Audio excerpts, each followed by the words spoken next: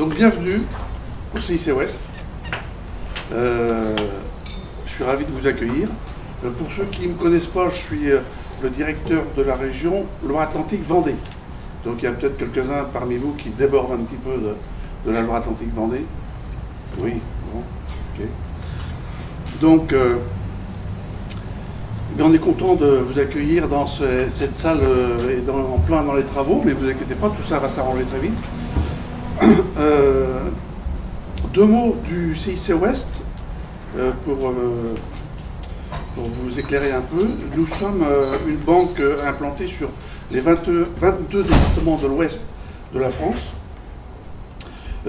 Historiquement, la banque des entreprises. Ça veut dire que nous sommes en gros dans aujourd'hui une entreprise sur 3 sur notre territoire.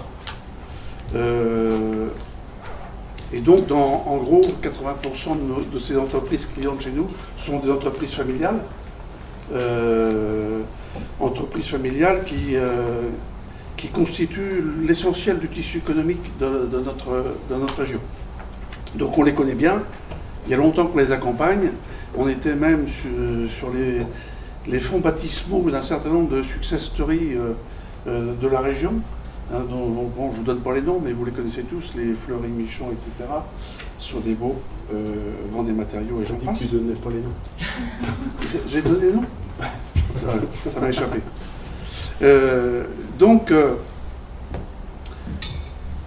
Notre développement est complètement lié à la croissance du tissu local, à la croissance donc des entreprises de l'Ouest.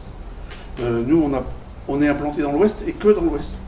D'accord ? Donc ça veut dire qu'on est complètement solidaire de la manière dont ça se passe sur le plan économique.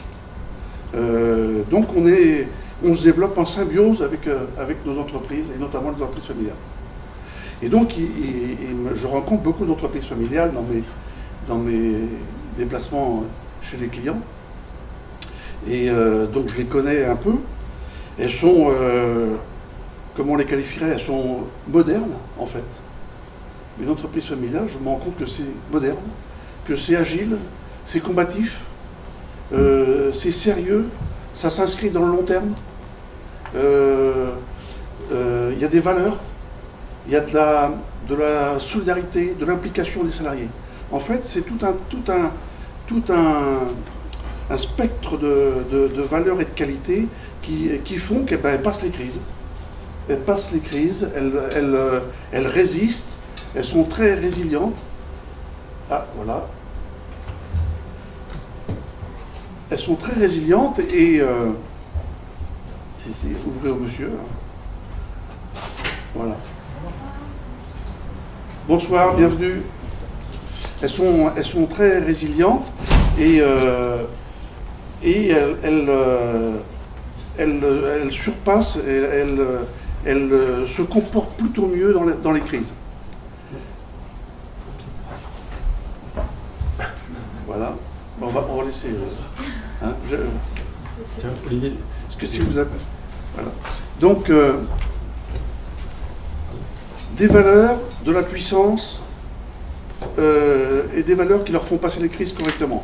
Elles ont un défi à relever et ce défi-là est pour nous une préoccupation, ça l'est pour vous, ça l'est pour beaucoup de monde, c'est la pérennité de l'entreprise, c'est-à-dire la succession.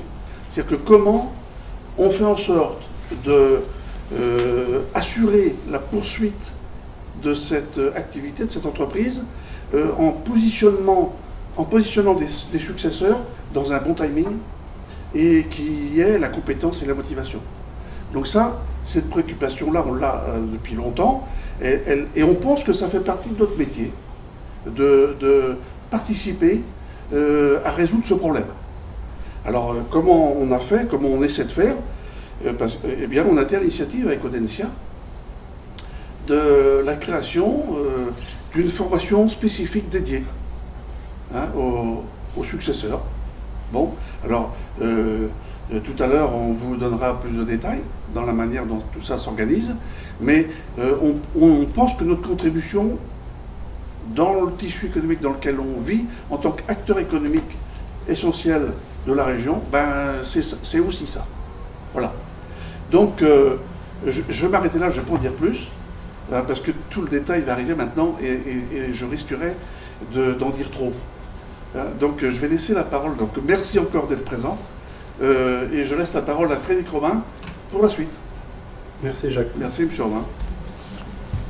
Pour ceux qui ne me connaissent pas, donc j'ai en charge la banque privée au CIC Ouest.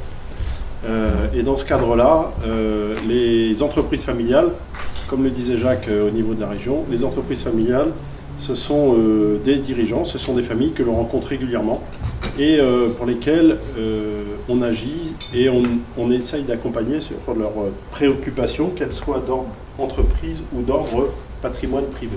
Alors, juste vous donner une définition qu'on partage avec Audencia sur ce qu'est l'entreprise familiale. Alors, cette définition, quelques notions. Pour nous, une entreprise familiale, c'est une entreprise où la majorité des droits de vote est détenue par des personnes physiques. C'est aussi, donc de façon directe ou indirecte, c'est aussi une entreprise où il y a au moins un représentant de la famille à la gouvernance de l'entreprise. Autre élément qui peut définir une entreprise familiale, ce sont les sociétés cotées en bourse. À l'exemple, on va en prendre une qui est connue, que Jacques citait tout à l'heure, Fleury-Michon. Fleury-Michon est considérée comme une entreprise familiale parce que, au niveau de son capital, c'est bien une famille qui en assure la direction et la gouvernance.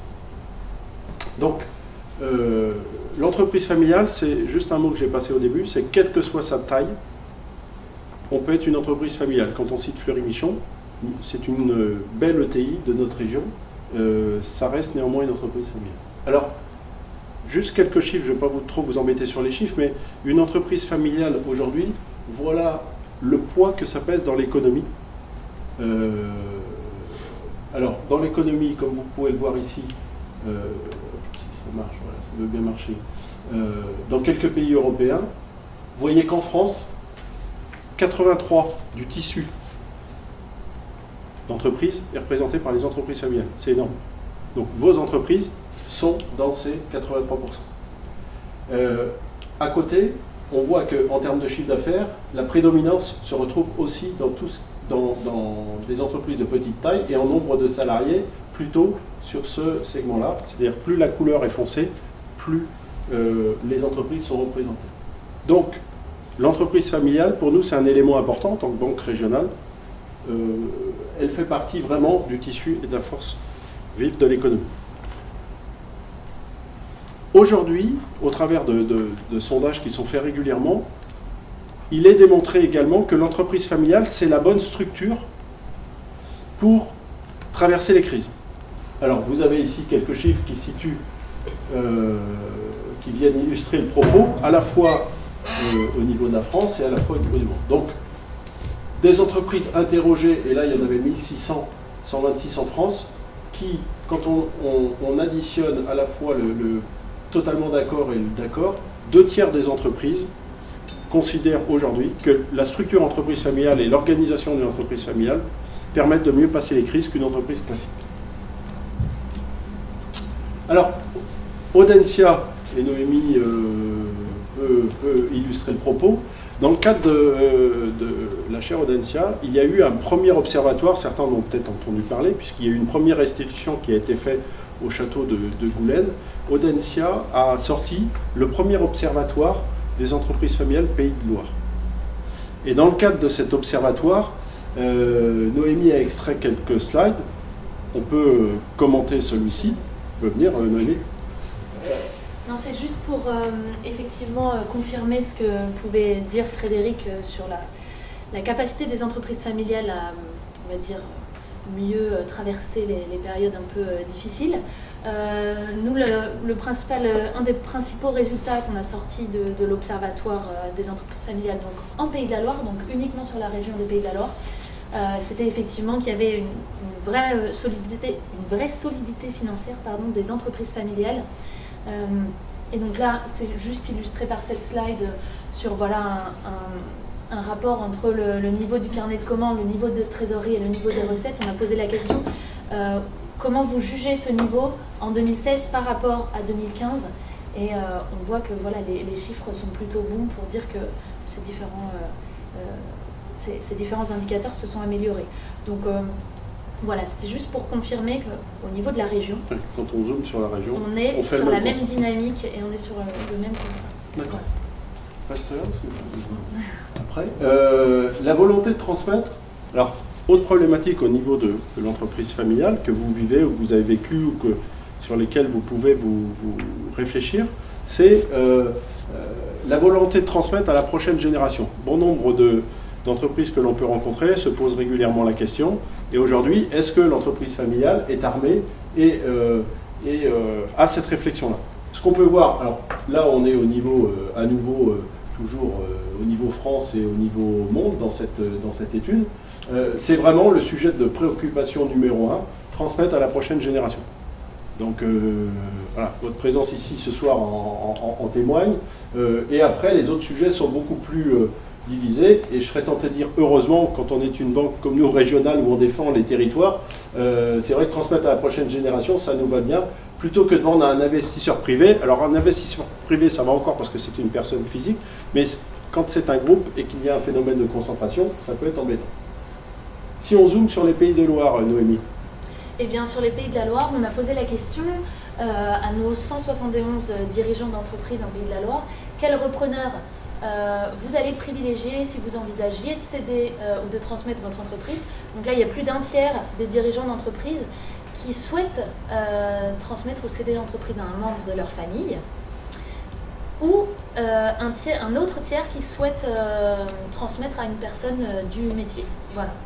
Donc la notion de transmission est quand même Voilà. très présente. L'autre personne du métier, ça peut être un cadre de l'entreprise qui monte. C'est ça, exactement.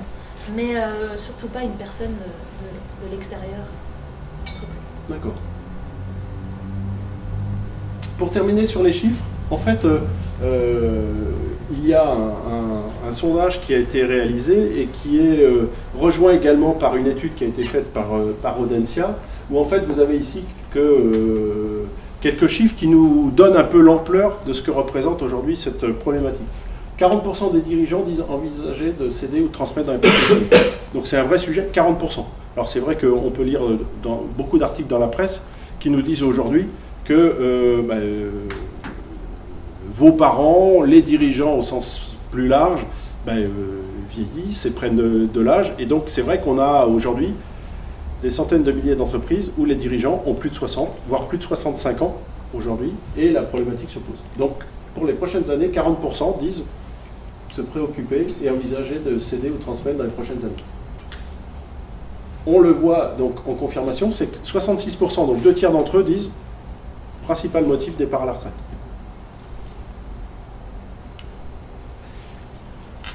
Ça, c'est un élément rassurant. 85% considèrent que la priorité, c'est de réussir la transmission, mais c'est surtout aussi de faire en sorte que l'entreprise continue de vivre. Et donc, je vise la pérennité de l'activité. Et ça, c'est très caractéristique aux entreprises familiales. C'est que, autant que quand on passe par une session pure et simple, il y a moins, dans ce que nous, on vit ou dans ce qu'on ressent, il y a moins la volonté de conserver l'emploi en local ou de se dire, vienne que pourra de l'avenir de l'entreprise si le repreneur souhaite en faire autre chose. Au niveau de l'entreprise familiale, c'est extrêmement important de viser l'avenir de l'entreprise, la pérennité de l'activité et en plus l'emploi souvent en local. 91% des dirigeants se disent pour faire cette démarche-là, j'ai besoin d'être accompagné, alors par différents métiers. Et surtout, notre sujet de préoccupation, c'est celui-là. C'est-à-dire qu'il y a encore aujourd'hui 23% des entreprises, 23% des entreprises qui sont obligées de passer par une cession parce qu'elles n'ont pas identifié ou de repreneurs en interne, que ce soit un cadre, ou éventuellement d'enfants autour de la famille. Et donc, on passe par une cession plus récente. Et aujourd'hui, l'objectif, globalement, c'est d'essayer d'accompagner de plus en plus pour faire en sorte que ce pourcentage-là ne se développe pas, mais ait plutôt tendance à baisser. Alors, c'est notre métier au niveau de CIC West, mais notamment de la banque privée, d'accompagner les familles et d'essayer de réfléchir avec elles à ces problématiques-là. Donc, c'est le rôle des équipes de terrain des équipes d'ingénierie notamment, de pouvoir vous accompagner, et bien sûr, dans le cadre d'une confidentialité complètement respectée. Alors, concrètement, en quoi consiste l'accompagnement de CIC West autour des entreprises familiales? 3 niveaux. Le premier, c'est qu'en fait, dans les entreprises familiales, il y a une génération qui arrive, plutôt 18-25, et qui se pose la question, savoir si déjà elle est prête à rejoindre le groupe familial. Est-ce que je suis fait ou pas pour bosser avec mes parents? Donc pour répondre à cette question, on a lancé un module, il y a 8 ans maintenant, à Bruxelles. Alors pourquoi Bruxelles? C'est parce qu'on a une filiale au Luxembourg qui est très portée sur les entreprises familiales, qui a développé une chaire il y a très longtemps, avec l'ICHEC, et qui a cette problématique-là inscrite dans ses gènes. Et donc, ils ont lancé il y a 8 ans une université d'été s'adressant aux 18-25 ans. Pour engager cette réflexion-là, l'idée c'est qu'on se retrouve français, italien, belge, luxembourgeois, et c'est d'engager une réflexion pendant 4 jours. Cette année, ça a lieu à nouveau fin août, début septembre, au vert, et en fait, chacun revient avec des idées nouvelles, en croisant et en essayant de trouver des éléments de réponse. Ça, c'est pour plutôt la génération qui sort des études. Deuxième partie, c'est ce que développera tout à l'heure Gaël, c'est la génération d'après, celle plutôt dans laquelle vous êtes, donc plutôt 25, 35, 25, 40, en disant « j'ai rejoint le groupe familial, je bosse déjà avec mes parents, et là, je me pose la question de ma légitimité à reprendre. Suis-je légitime à reprendre les rênes de l'entreprise ?» Donc, je ne vais pas détailler plus. Le but du parcours, c'est d'essayer de vous donner des clés pour étayer la réponse à cette question. Et enfin, le troisième maillon sur lequel on est venu travailler et compléter, c'est de se dire, et je laisserai tout à l'heure Laurent Devorcine témoigner qui avait suivi la promo 1 du parcours, donc Laurent apportera son témoignage concret, qui vaut tous les autres commentaires qu'on peut faire, c'est de dire, une fois qu'on sort du parcours, c'est bien, j'ai connu d'autres jeunes qui étaient en ma situation, j'ai pu créer des liens, j'ai pu échanger, obtenir des clés, mais finalement, derrière, on aimerait bien poursuivre l'aventure.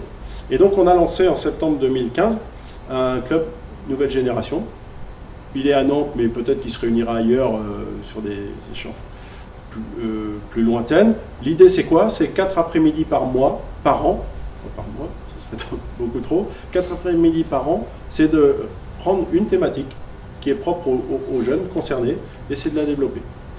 La première qu'on avait développée, c'était frères, sœurs, cousins, comment diriger ensemble, pour répondre à certaines questions. D'autres, la dernière, c'était sur... C'était avec le directeur de l'innovation de Watt. C'était très intéressant. C'était sur l'innovation. En fait. C'était sur l'innovation d'entreprise, mais pas l'innovation au sens où on l'entend, c'était d'autres sujets autour d'innovation. Bref, plein de sujets de développement. L'idée, c'est basé sur des témoignages de chefs d'entreprise, des jeunes, des seniors, des anciens, des seniors, des jeunes, et puis travail en atelier et des choses comme ça. Donc c'est un vrai prolongement. Et puis ce qui fait plaisir, c'est l'envie de se retrouver et de pouvoir échanger et de former. C'est vraiment un esprit de club. Voilà. Je ne veux pas aller plus loin, mais le CIC est une banque régionale. Le CIC, son job, c'est d'essayer d'accompagner au maximum les entreprises. Donc on pense naturellement au crédit.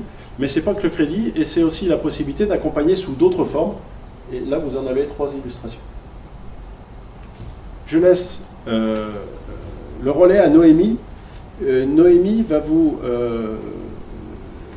restituer en synthèse le petit bouquin que vous avez sur les tables. Je ne vous en avez pas. Sur le livre blanc qui a été sorti sur les jeunes et l'entreprise familiale. Merci. Il y a d'autres Donc du coup, bonsoir. Je me suis même pas présentée tout à l'heure. Donc, je suis Noémie Lagueste, je travaille à Audencia, donc sur un projet de recherche qui s'intitule Chaire entrepreneuriat familial et société, dont le CIC est partenaire, membre fondateur de la chaire. Donc rapidement, la chaire, qu'est-ce que c'est?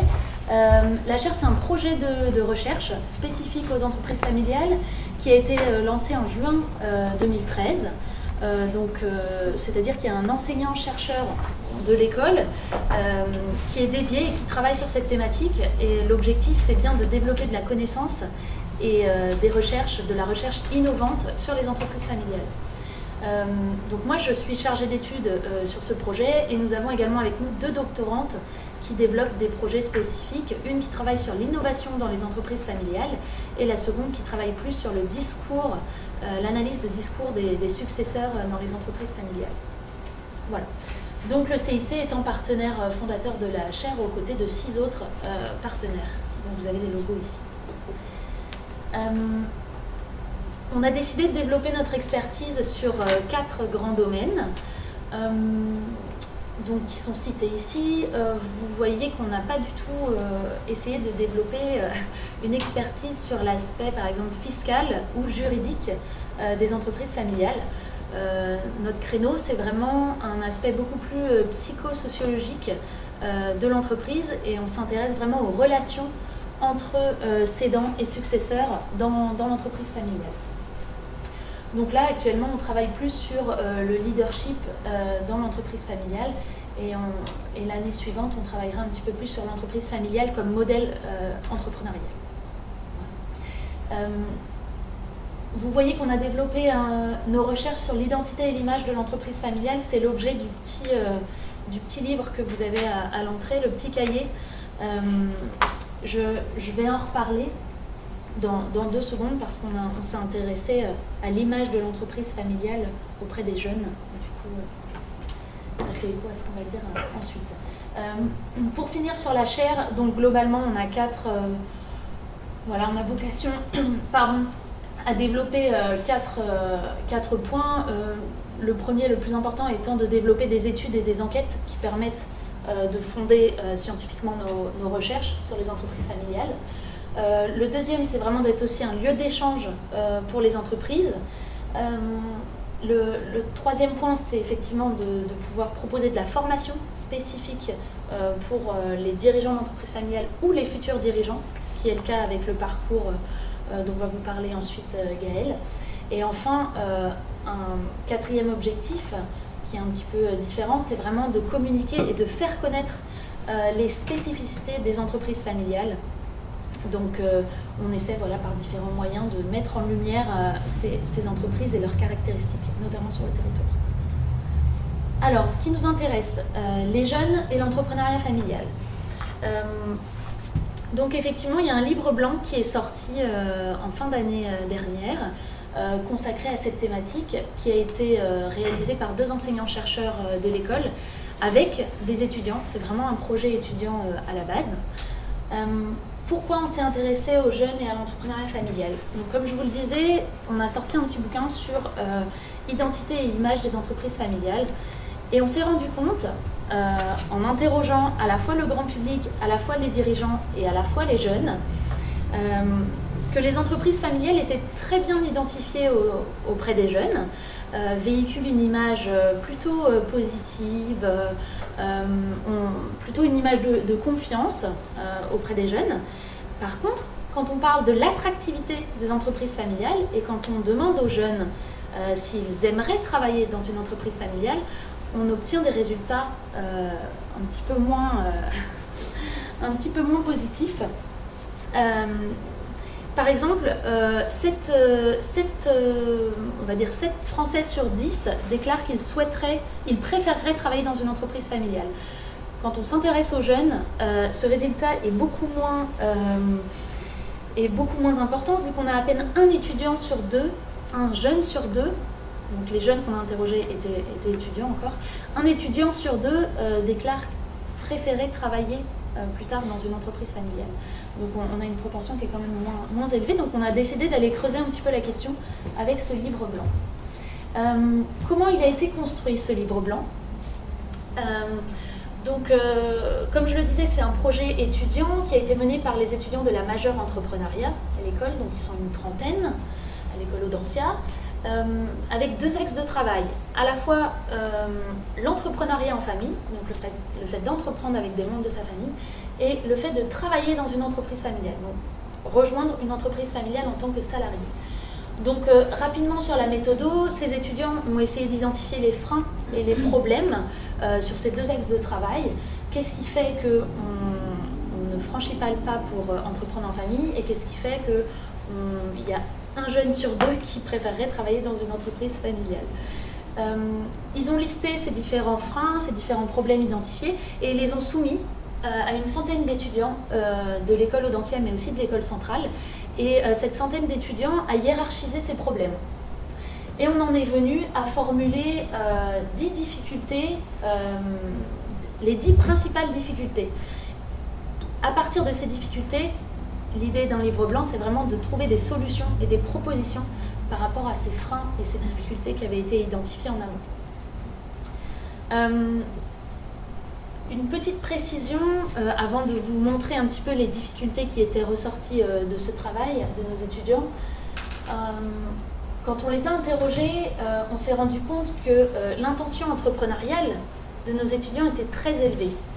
En revanche, l'intention de rejoindre l'entreprise familiale était beaucoup plus mitigée et donc venait confirmer ce qu'on avait vu lors de notre première étude sur l'image et l'identité des entreprises familiales auprès des jeunes. Donc, lorsqu'on demande aux étudiants s'ils ont pour projet d'entreprendre en famille, avec qui ils préfèrent le faire, et là, on a eu vraiment les membres de la famille avec qui ils préfèrent entreprendre sont les membres de la même génération et du premier degré. Voilà. On a eu vraiment cet élément qui s'est détaché. Et ensuite, un élément voilà, que j'ai rajouté ici, les hommes préfèrent s'associer davantage avec les hommes, alors que les femmes semblent être moins regardants sur, sur le sexe de l'associé. Voilà. Alors, la perception des difficultés qui ont été énoncées. On s'est rendu compte que les jeunes percevaient les difficultés de manière moins importante dans 3 cas.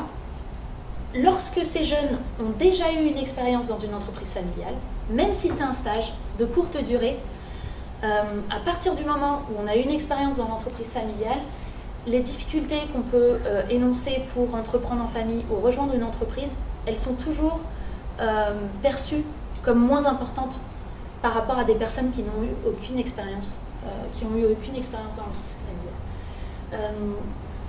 D'autre part, ces difficultés, elles sont perçues de manière moindre lorsque forcément les étudiants avaient répondu en amont je suis désireux un jour de rejoindre l'entreprise familiale. Ça veut dire quoi? Ça veut dire que quand on connaît aussi l'entreprise familiale, d'un seul coup, les difficultés pour entreprendre en famille sont beaucoup moins prégnantes. Voilà. Et les répondants ont également dit, on constate qu'ils ont eu des difficultés, identifier les difficultés comme étant moins importantes lorsqu'ils ont une intention entrepreneuriale élevée. Donc tout ça pour dire que ça nous conforte dans l'idée que si on fait connaître les entreprises familiales aux jeunes, si on a une démarche d'aller vers eux, de leur montrer les spécificités des entreprises familiales comme on a pu l'évoquer au début, d'un seul coup, la perception des difficultés pour entreprendre en famille diminue nettement. Donc on va continuer à faire connaître les entreprises familiales auprès des jeunes.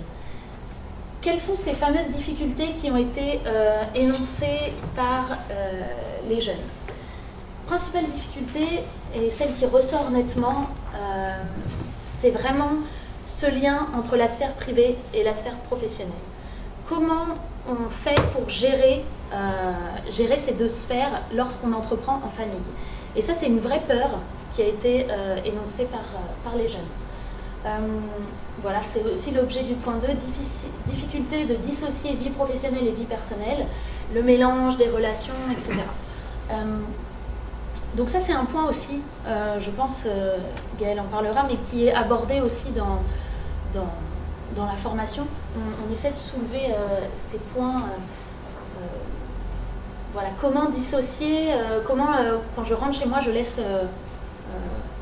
mon travail sur le pas de la porte, c'est pas si facile pour tout le monde, surtout dans le cadre d'une entreprise familiale.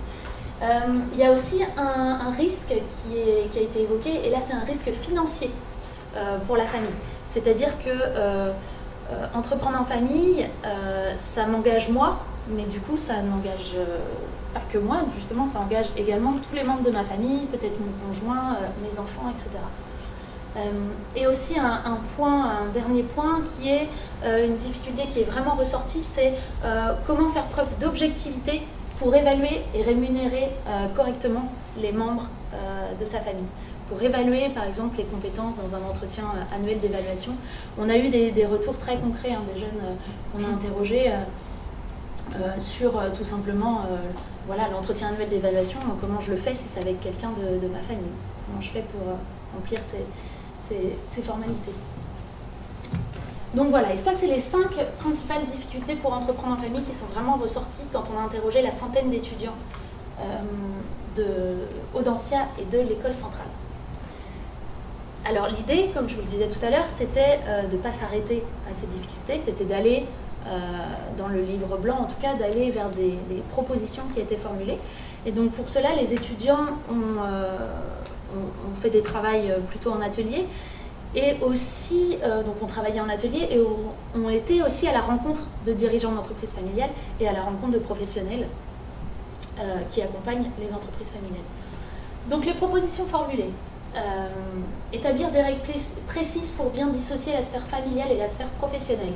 Donc là, ça paraît essentiel pour les futurs dirigeants d'entreprises familiales ou non, parce que tous les jeunes n'avaient pas le souhait de rejoindre une entreprise familiale. Délimiter le champ d'action des collaborateurs familiaux et non familiaux. Donc là, on en vient également à la difficulté d'évaluer les compétences aussi des membres de sa propre famille. Ils ont travaillé aussi sur la possibilité d'écrire une charte familiale. Donc voilà, ensuite les difficultés, s'entourer d'une personne extérieure ou faire appel à un médiateur. Donc ça c'est l'idée de dire, d'avoir un regard neutre, un regard plus objectif sur la façon dont est organisée l'entreprise. Et ensuite, vraiment un point aussi qui est ressorti, favoriser la transparence. Donc on a souvent ce retour-là en fait quand on interroge les jeunes et les étudiants sur les entreprises familiales, c'est de dire à partir du moment où on met la sphère professionnelle et la sphère privée, d'un seul coup on a l'impression qu'il va se décider des choses un petit peu à part, un petit peu sans mettre tout le monde au courant, et du coup c'est la question de la transparence qui est ressortie en fait quand on a interrogé les jeunes. Après des propositions qui ont été formulées mais de manière un peu moins forte sur limiter l'investissement à une perte acceptable, diversifier ses revenus au sein de la famille et s'impliquer dans des réseaux professionnels, donc là pour aller prendre conseil, partager son expérience, voilà, comme des réseaux comme ceux cités par Frédéric tout à l'heure. Voilà, donc l'idée de vous présenter ça, c'était de dire il y a un certain nombre de questions auxquelles on est confronté quand on est dans l'entreprise familiale ou quand on a pour projet, en tout cas, d'y rentrer, et de dire, à partir des difficultés, de ces questionnements, nous, on a essayé aussi de travailler sur un programme de formation qui permet aussi de se confronter à ces questions-là et de partager son expérience entre futurs dirigeants d'entreprises familiales. Donc voilà, il y a une deuxième partie que je ne vais pas développer ici parce que j'ai déjà été trop longue, comme je vous le disais tout à l'heure, qui était les difficultés pour travailler dans l'entreprise familiale. Alors on a développé cette partie aussi parce qu'on s'est rendu compte que c'était intéressant pour le futur dirigeant d'entreprise familiale d'avoir un retour sur ce que ressentent les autres parties prenantes de l'entreprise. Qu'est-ce que peut ressentir un salarié qui est aujourd'hui dans l'entreprise familiale quand il voit le futur dirigeant rentrer dans l'entreprise. Donc voilà, on a eu des difficultés et des freins, et on sait voilà, les 5 principaux qui sont ressortis. L'attachement familial peut entraver la flexibilité et la rapidité de la prise de décision. Voilà, ça c'est vraiment un regard extérieur. On se rend compte, enfin ce serait intéressant de voir comment vous le vivez, vous, dans vos entreprises familiales, mais L'entreprise risque de disparaître. Alors ça, c'était très intéressant comme résultat parce que on a en même temps les jeunes qui nous disent l'entreprise familiale, elle renvoie une image d'entreprise solide, d'entreprise en laquelle on peut avoir confiance, qui est ancrée sur son territoire. Et en même temps, ils nous disent ah oui, mais bon, pour rejoindre une entreprise familiale, on ne sait jamais, demain, le père et le fils voilà, commencent à plus être d'accord sur la stratégie de l'entreprise éclate et elle disparaît. Voilà. Donc voilà, toujours un peu cette ambivalence aussi des perceptions des jeunes sur l'entreprise familiale.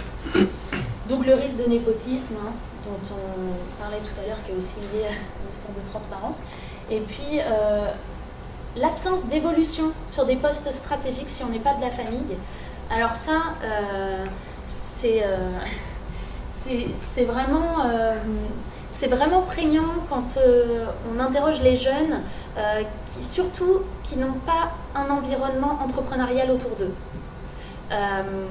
Je m'explique, un jeune qui n'a pas, voilà, dans son environnement familial proche, de côtoyer forcément de dirigeants d'entreprise ou de personnes qui ont monté des projets, vont vraiment sentir que s'ils intègrent une entreprise qui est familiale, en fait tout de suite on va avoir l'impression qu'on va être confronté à un plafond de verre où on va pas pouvoir évoluer comme on pourrait le faire dans une entreprise qui n'est pas familiale, comme si on n'avait pas toutes ses chances par rapport à d'autres membres de la famille. Voilà.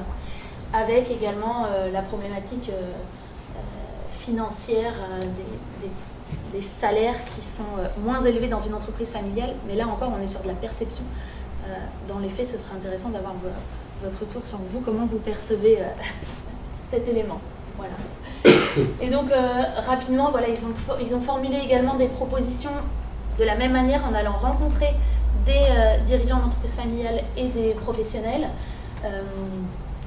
Voilà, on retrouve encore la transparence, mettre en place une gouvernance qui garantit une bonne gestion de l'entreprise familiale, une anticipation de la succession.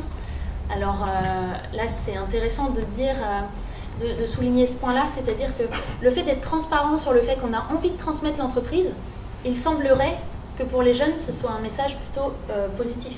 Ça rassure de se dire, ah, les dirigeants en place réfléchissent à la suite, anticipent la succession. Afficher une culture d'entreprise liée au mérite, aux compétences et à l'égalité des chances. Donc là, on est encore un petit peu sur le même registre que tout à l'heure. Voilà, les autres propositions ont été formulées, mais de manière un petit peu moins prégnante. Voilà. Tout ça pour vous dire qu'on va du coup continuer notre travail de faire connaître les entreprises familiales auprès du public jeune, auprès des étudiants, notamment parce qu'on a une mission qui est quand même de favoriser l'attractivité des entreprises familiales sur notre territoire, pour que les jeunes aussi qui sortent de notre école, mais aussi d'autres écoles, aient envie d'aller travailler dans ces entreprises et qu'on casse un petit peu les idées reçues. Et c'est pour ça qu'on voulait que ce projet soit porté par des étudiants, pour que ce soit des étudiants qui parlent à leurs pairs, avec des vraies propositions pour casser un petit peu ces idées reçues et cette perception des entreprises familiales. Voilà, on a un blog sur lequel vous pouvez suivre toute l'actualité de la chaire, sur Twitter également, on a différents supports de communication que vous pourrez retrouver facilement. À l'entrée, vous avez également la plaquette qui présente notre projet de recherche. On est toujours preneurs d'entreprises qui veulent bien partager leur expérience avec nous. Donc voilà, si vous voulez en savoir plus, n'hésitez pas. Voilà. Merci. Je laisse la parole à Gaëlle qui va enchaîner sur le certificat, le parcours de formation. Des questions, des remarques sur la présentation de certains interprètes ou est-ce que certains se retrouvent peut-être dans... Ou pas.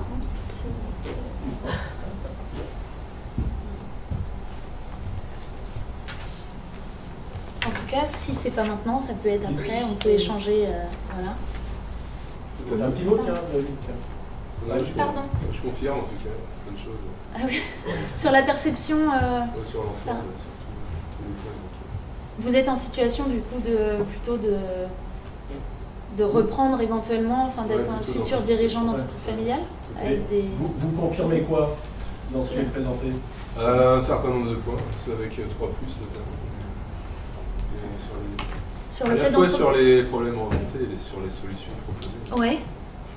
Les solutions proposées ici. Pas en détail, mais globalement sur l'ensemble des points. C'est des Donc choses la perception. qu'on a ressenties. Et pour vous, si vous deviez classer les difficultés rencontrées, vous mettriez quoi si vous deviez en mettre 3 J'y réfléchis sans parler à tête reposée, mais comment comme ça. Non, mais un certain nombre de points sont rencontrés. On va pas en faire un classement. Je vais pas vous le faire comme ça. Nous, on a fait une étude pour les classer. Donc, 5 minutes. voilà, c'est pas forcément évident. Voilà, en tout cas, je ne sais pas si... dans le cadre du parcours, en tout cas, on s'attache à travailler aussi sur les difficultés qui sont rencontrées, je pense. Tu pourras l'expliquer un petit peu, Laurent, mais c'est le principe aussi des échanges ensuite entre les différents participants. C'est que librement, chacun peut exposer où il en est dans son cheminement personnel et à la fois dans son cheminement par rapport à l'entreprise. Et puis, ça permet peut-être de lever des freins justement qu'on s'était mis soi-même ou que la famille nous a mis de manière inconsciente, etc.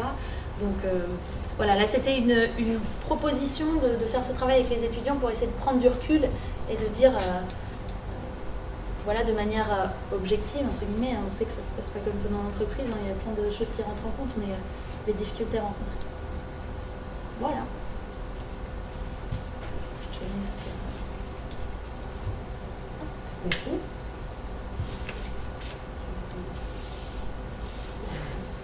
Bonsoir, donc moi je suis Gaëlle Duchesne. Je travaille pour la formation continue en fait à Audencia.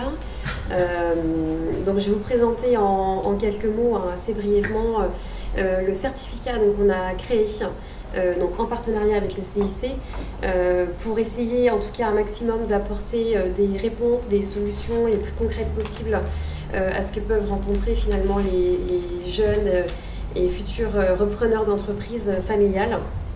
Donc on est beaucoup quand même basé sur l'aspect posture, leadership, comment bâtir sa légitimité par rapport aux équipes existantes. Voilà, c'est un programme qui est quand même beaucoup basé sur ça. Après, si je dis des bêtises, vous m'arrêtez, Laurent, puisque vous avez suivi le programme. Donc, bon, les objectifs du programme sont assez clairs. On est vraiment là, du coup, pour accompagner en fait ces jeunes dans cette phase de succession qui est pas une phase évidente, pas une phase facile, avec des enjeux forts derrière. Voilà, donc on est là pour les accompagner, pour les aider à vraiment bâtir leur légitimité, pour les aider à développer un leadership.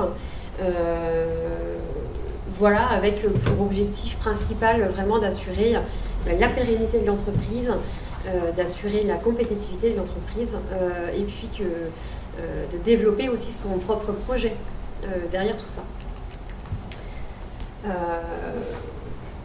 Donc pour faire une photo assez globale de ce qu'est ce programme-là, en fait on est sur un parcours de 5 ateliers, donc c'est 6 jours de formation, donc en 5 workshops. 5 workshops, donc 5 ateliers de travail avec des thématiques différentes. On est sur une répartition d'1 jour par mois parce que voilà, on est sur un rythme qui doit correspondre en tout cas au monde professionnel et donc 1 jour par mois, a priori ça fonctionne bien. C'est en général donc un vendredi, ce qui aussi a priori arrange le plus grand nombre. Donc voilà, donc 6 journées de formation, 5 ateliers et en parallèle un travail, un projet individuel dont la thématique est définie avec une des intervenantes qui suit aussi le groupe. Donc c'est l'occasion vraiment de travailler sur son propre projet d'entreprise. Voilà. La prochaine promotion du coup démarre au mois d'octobre. Octobre 2016. Et donc nous sommes pas au campus Audencia de la Genelière. Nous avons notre propre bâtiment dédié vraiment à recevoir le public professionnel. Donc ça reste à Nantes, hein, c'est le campus de la Géraudière, boulevard Einstein à Nantes, l'Executive Center. Voilà. C'est un bâtiment qui est vraiment dédié aux professionnels. Donc c'est là que nous recevons nos futurs dirigeants. Sur le contenu du programme, voilà, on retrouve donc un premier atelier intitulé Filles ou Fils d'eux, quel héritage. Bon, je ne vais pas trop rentrer dans le détail de chaque atelier, c'est pas l'objectif, je ne suis pas là pour intervenir sur ces thématiques-là. Mais voilà, grosso modo, on est là sur une journée quand même d'intégration. Peut-être que Laurent, c'est peut-être venir me rejoindre, si vous souhaitez, je ne veux pas vous pousser la main. Mais puisque vous y êtes passé, vous serez peut-être aussi le plus à même de pouvoir en parler. Bonjour à tous. Oui, donc moi j'ai fait le programme, on était une dizaine, on était 11 je crois à l'époque. Je l'ai fait il y a 2 ans, donc la première promo. On a un peu à l'époque essuyé les plates, mais c'était quand même super. Non, parce que... Ah pardon. J'ai tout cassé. Non, enfin vraiment c'est un programme... comment je pourrais vous en parler? Mon cas personnel, je pense qu'on a tous des cas qui se ressemblent un peu, mais on a tous des histoires un peu différentes. Moi, je ne travaillais pas dans l'entreprise familiale il y a un peu plus de 3 ans. J'étais dans la finance à Paris, enfin dans un domaine assez éloigné. En discutant avec mon père, il m'a proposé de revenir dans l'entreprise familiale et il y avait une idée qui s'était faite, enfin un projet qui était de reprendre l'entreprise avec mon petit frère qui est parmi nous ce soir et qui lui est arrivé il y a seulement 6 mois dans l'entreprise familiale.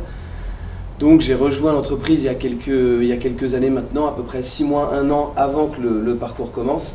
Et quand je suis arrivé dans un nouveau métier que je ne connaissais pas, dans une entreprise familiale où je connaissais un certain nombre de personnes, mais je les ai connus, eux ils m'ont connu quand je faisais 40 cm. C'est quand même très compliqué d'asseoir sa légitimité. Quand on ne connaît pas le métier, c'est difficile. On peut en parler à personne. Quand on en parle à ses amis autour de soi, mais tu reprends l'entreprise familiale, enfin même si les gens vous écoutent, et on sent que c'est des sujets qui sont vraiment difficiles. C'est difficile d'échanger avec des gens qui ne comprennent pas cette situation. Et donc vraiment, je me suis senti seul et en fait, le parcours a été pour moi vraiment extrêmement positif parce que le premier jour du parcours, on s'est retrouvés, on était une dizaine, 11 comme je disais tout à l'heure, des gens, enfin des tailles d'entreprises complètement différentes. Nous, on est un petit cabinet de conseil, on est 12 personnes, il y avait des sociétés de plus de 1000 salariés, il y avait des entreprises qui travaillent à l'international comme des entreprises qui travaillent uniquement localement. Et en fait, on s'est rendu compte qu'on avait finalement tous les mêmes problématiques de légitimité, problématiques de communication avec ses parents, avec la famille. Ça, c'est quelque chose, on a beaucoup travaillé là-dessus. Et en fait, ce qui a été très enrichissant, outre le contenu qui est plutôt un contenu basé sur la psychologie, c'est asseoir sa légitimité, comment communiquer en famille, comment... je me souviens plus de tous les thèmes, mais... Communiquer aussi après avec, certainement, c'est les collaborateurs de l'entreprise qui ont... parce qu'il y a l'héritage des équipes, finalement. C'est ça. On nous apprend vraiment à déjà asseoir notre légitimité, et ce qui est extrêmement enrichissant là-dedans, c'est vraiment l'échange. C'est les gens qu'on rencontre, et en fait, on se rend compte qu'on n'est pas tout seul. On se rend compte que tout le monde a les mêmes problématiques, et en fait, on a vraiment créé un groupe très très soudé. On continue tous à se revoir assez régulièrement. On a eu, comme le disait Frédéric tout à l'heure, il y a un club qui s'est créé, qui se réunit maintenant tous les 2-3 mois à peu près. Mais en parallèle, on déjeune tous très souvent ensemble, on dîne tous très souvent ensemble. Lundi dernier, on était sur un salon, nous on travaille un petit peu dans l'immobilier. Il y avait un autre membre qui était là, quelqu'un qui avait fait la formation, qui avait lui aussi un stand. Il y en a un troisième qui est venu après. Ça nous a permis aussi de nous présenter des contacts. Il y a aussi un côté réseau business après qui se crée, qui est aussi intéressant. Mais vraiment, moi, ce que j'en retiens, c'est l'échange avec tout le monde. C'est extrêmement enrichissant, on apprend énormément. Et sur les 11 personnes de ma promo, je crois qu'il n'y en a pas un qui regrette de l'avoir fait. Donc moi, je vous conseille vraiment de foncer. Et puis pour la promo de l'an dernier, je les connais moins bien, mais j'ai eu la chance de faire partie du jury avec Frédéric. Et c'est pareil, quand on a échangé le dernier jour, ils étaient tous extrêmement contents d'avoir fait cette formation, enfin ce programme, ce parcours, comme vous l'appelez. Je ne sais pas si vous avez des questions. Qu'est-ce que ça t'a apporté ? Bah déjà, ce que ça m'a apporté, ça m'a permis de prendre du recul, de me dire que, parce que j'avais un peu à l'époque l'impression de me noyer, il y a énormément de sujets, énormément de problématiques, on sait vraiment pas quelle problématique prendre, dans quel sens. Et en fait, ça m'a vraiment permis un peu de me comparer aux autres, de voir que je suis pas tout seul. Et face à, alors je peux pas comme ça vous donner une problématique, mais je sais qu'on s'est réunis plusieurs fois. Voilà, j'ai un problème par exemple avec telle ou telle personne dans mon entreprise, je sais pas comment lui faire passer un message, voire même des choses un peu plus compliquées. Et on se réunit entre nous, bah voilà, moi j'ai déjà eu cette situation, voilà comment j'ai fait. Et donc c'est vraiment enrichissant. C'est vraiment enrichissant d'échanger avec les autres. Vous arrivez avec des solutions assez concrètes pour venir en entreprise? Ouais, enfin on a surtout on a des expériences de personnes qui ont vécu des situations un peu similaires. Et donc ça nous rassure en quelque sorte. Et ça nous aide beaucoup. Est-ce que vous avez d'autres questions? Enfin, je sais que j'ai été un peu rapide, mais un peu... Oui, non mais... Plus grand chose à dire. Mais vraiment, enfin, mon conseil c'est vraiment foncer parce que je pense que c'est le seul type de formation qui est proposé où vraiment on a un accompagnement des repreneurs d'entreprises familiales. Moi, je sais quand je suis arrivé au cabinet à l'époque, j'avais cherché un petit peu de littérature. Mais là encore, la littérature s'adresse beaucoup plus, je trouve, aux très grandes entreprises avec des organes de gouvernance un peu particuliers. Nous, on est une toute petite entreprise, et donc c'était très difficile d'appliquer ce que je pouvais trouver dans la littérature. Et là, on a vraiment des choses qui nous permettent de faire évoluer notre gouvernance, notre façon de travailler, notre relation avec les autres, et aussi notre communication avec nos parents, ce qui est parfois pas forcément évident. Mais je pense que voilà, vous savez tous un peu de quoi je parle. Et est-ce que c'est votre père qui avait l'entreprise? Oui. Est-ce qu'il a senti une différence en vous de ce qu'il vous a manifesté suite à cette... Alors oui, c'est une question difficile, faudrait lui poser, mais oui, je pense qu'il a senti une différence, parce que ça m'a permis quand même d'avoir peut-être un peu plus de sérénité dans l'entreprise au fur et à mesure de l'année. Et puis on est quelques temps après la formation, puisque nous on a racheté l'entreprise il y a maintenant quelques mois, on a eu toute une discussion financière pour acheter l'entreprise. Enfin, c'est une négociation qui n'est pas forcément évidente quand on discute avec ses parents, et le fait d'avoir fait cette formation, d'avoir rencontré des personnes qui l'ont fait, ça m'a quand même aidé dans ces discussions. Et est-ce que du coup, de la même manière, au-delà de vos parents, est-ce que vos relations avec les collaborateurs de l'entreprise ont évolué? Est-ce que vous avez trouvé que votre légitimité, vous trouviez plus votre place en fait auprès de ces personnes-là?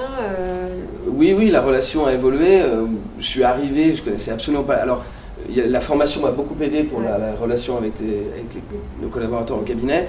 Il y a aussi le fait de mon expérience au fur et à mesure des mois. Mais oui, c'est une année où j'ai vraiment pris, entre guillemets, j'ai pris les choses en main et j'ai pris la direction du cabinet cette année-là. Et donc forcément, le programme m'a aidé.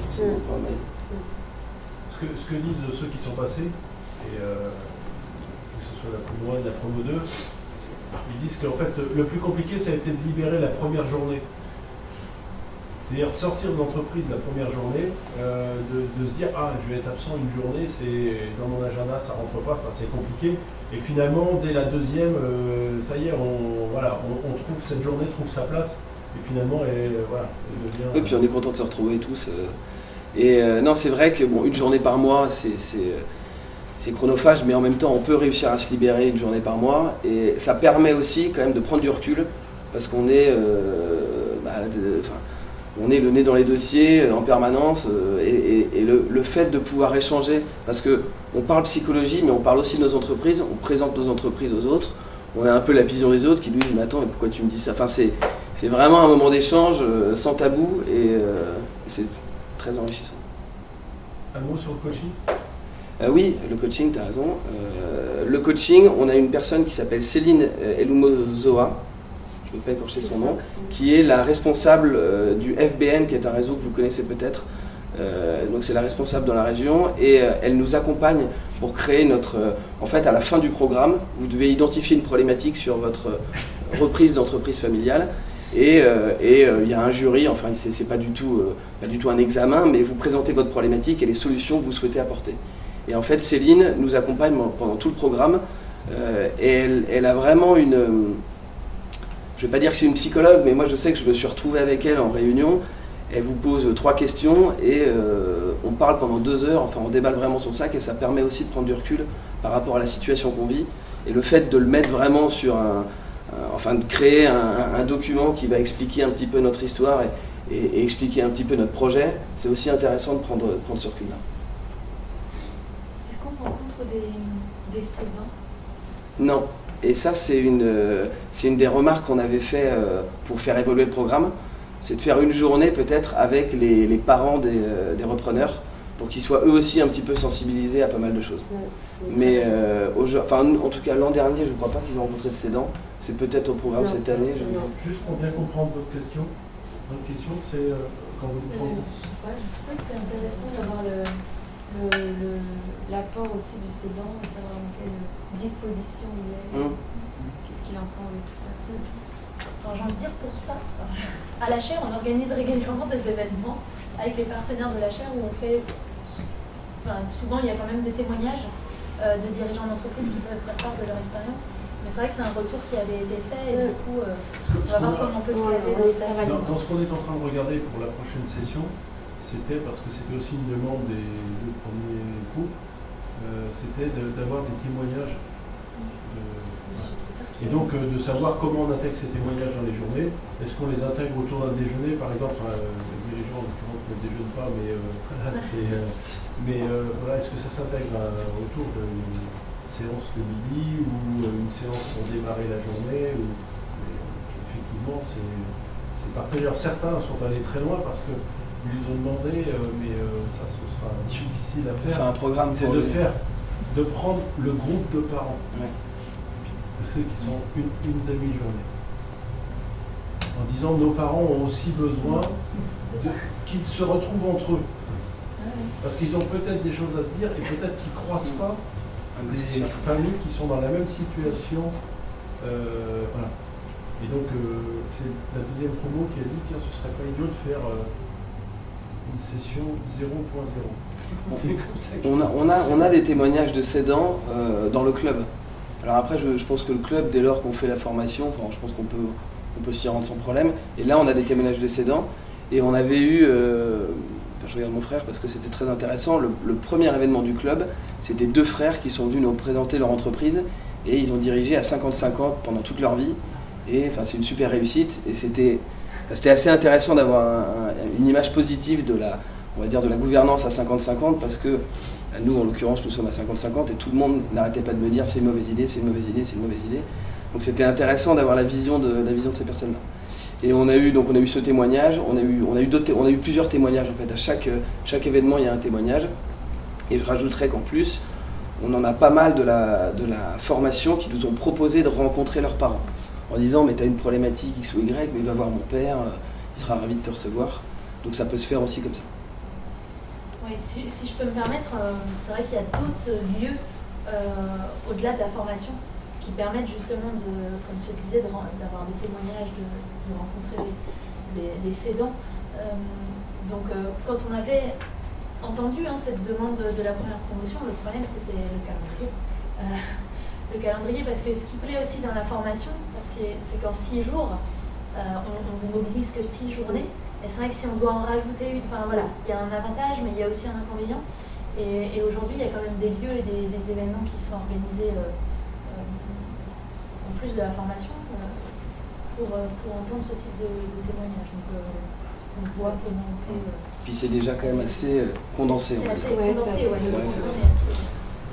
Non mais c'est vrai qu'en l'espace de 6 jours, il y a déjà beaucoup de thématiques qui sont abordées. On essaie vraiment de rentrer un maximum et de répondre aux problématiques de chacun, d'y apporter un maximum pas vraiment de réponses, mais on pourrait faire le même programme sur 15 jours, c'est évident, mais les gens n'auraient pas le temps, donc il n'y aurait personne. Voilà. Donc on ne peut pas le faire. Après, on a vraiment ces premières parties qui sont vraiment plus axées, grosso modo les 3 premiers jours qui sont vraiment plus axés sur la légitimité, le leadership, comment communiquer avec avec les équipes. Il y a beaucoup d'entraînement, de mise en situation. C'est très ascendant en fait, on fait beaucoup participer chacun pour qu'il y ait maximum d'échanges, des jeux de rôle, etc. Et sur la fin du programme, on aborde un peu plus des questions un peu plus techniques, notamment sur la dernière journée en fait, où là en fait vous allez retrouver des avocats qui seront là pour les questions plus techniques sur la transmission en fait. Donc c'est vrai que sur 6 journées, on essaye d'avoir un panel et d'aborder à la fois cette question de la légitimité et les questions plus techniques qui sont aussi importantes et de vous apporter des clés et des réponses concrètes à ce niveau-là. Après 6 jours, c'est 6 jours quoi. Et Voilà. je dirais, juste sur cette journée, en fait on a rencontré 2 avocats de FIDAL spécialisés dans la transmission. Et ça c'était vraiment aussi, là c'était du coup pas psychologique mais plutôt Très technique, technique, ouais. mais vraiment extrêmement intéressant. Et ça nous a même amené pour certains à les rencontrer derrière parce qu'ils nous apporteront des clés pour monter notre dossier de transmission. Moi je sais que ça m'a beaucoup aidé justement dans les négociations qu'on a pu avoir en famille. Et enfin ça c'était vraiment une journée qu'on a tous extrêmement appréciée. Oui, on a de très bons retours sur cette journée. Et pour la petite histoire d'ailleurs, on en a je crois même 3 ou 4 qui maintenant se font accompagner par ces gens-là et qui ont même travaillé sur des sujets de charte familiale et qui en sont extrêmement satisfaits. Tant mieux. Alors c'est vrai que si je peux juste rajouter l'ensemble des intervenants sur la formation sont quand même des intervenants qu'on connaît bien à Audencia. On fait intervenir des gens, voilà, des vrais professionnels. On connaît la qualité de leur travail. Enfin, mais juste pour préciser ça, c'est vrai que voilà, les intervenants sont de bon niveau et certifiés, sont animés par... dans de grande qualité et des experts dans leur domaine. Plutôt des pointures. Je pense que... Ah oui, vraiment. C'était super, vraiment excellent. Le challenge individuel, on en a parlé sur le projet individuel. Voilà, on arrive plus après sur les questions pour intégrer le programme. Après, moi, je reste à votre disposition pour en discuter après si vous le souhaitez. Est-ce que déjà vous avez des questions sur ce qui s'est dit depuis le début, sur ce certificat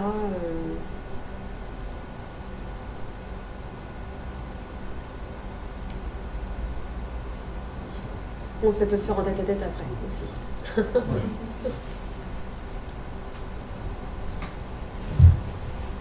Donc juste en 2 mots du coup pour intégrer le programme, voilà 3 étapes. On a un dossier de candidature donc qui est à me retourner. Vous avez la plaquette du coup à l'entrée avec le programme détaillé et mes coordonnées du coup. Donc il suffit de me contacter, je vous envoie le dossier, vous le remplissez, vous me le retournez. Et donc ce dossier est validé par un jury à la fois CIC et Audencia. Parce qu'il faut quand même que le projet individuel rentre dans le certificat, sur les thématiques du certificat. Voilà, et puis donc, une fois que le dossier est validé, on vous transmet le courrier d'admission, enfin c'est tout classique pour les formalités. Voilà, donc mes coordonnées, vous les avez sur la plaquette. Et du coup, je vous invite peut-être, Frédéric, à... Juste un mot. Pour toute question, bien sûr, on va les prendre un pot. Donc, on va se retrouver juste au-dessus, donc on va rentrer dans le bâtiment d'à côté. Pour toutes les questions que vous pourriez vous poser, renseignements complémentaires, informations, c'est gagné.